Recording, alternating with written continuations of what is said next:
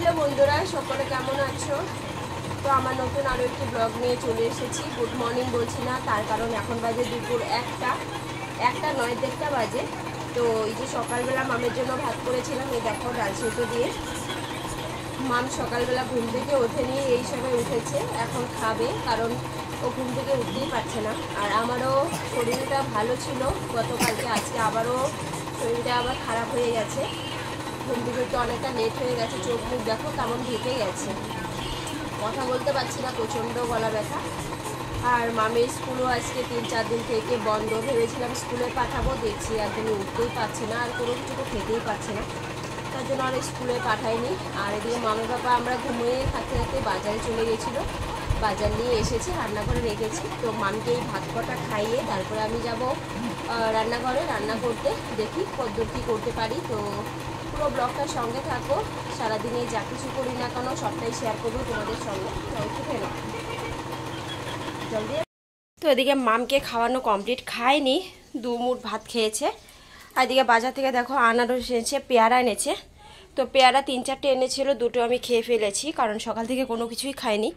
তোমাদের বলেছি না শুধু ফল খেয়ে কাটিয়ে দিচ্ছি, সত্যি সত্যি।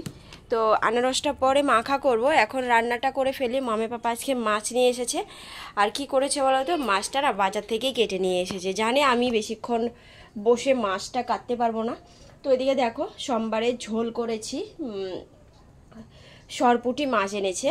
আর আজকে করব, এই দেখো পেঁয়াজ লঙ্কা কেটে রেখেছি, এখানে একটু চাটনি করব, একটু ঝাল ঝাল করে, যদি খেতে পারি চাটনি দিয়ে ভাত। তো এই হলো আজকে রান্নাবান্না। মা বাবা অনেক সবজি এনেছে, এই দেখো এখানে পুঁই শাক এনেছে, মিষ্টি কুমড়ো এনেছে, পটল, তারপরে ভেন্ডি এনেছে। আমি বলছি আমি কোনো কিছু করব না, কোনো কিছু খাবও না, মানে বেকার রান্না করে ফেলে দেবো, মা পাপাও খাবে না এত কিছু, তাই আর করছি না।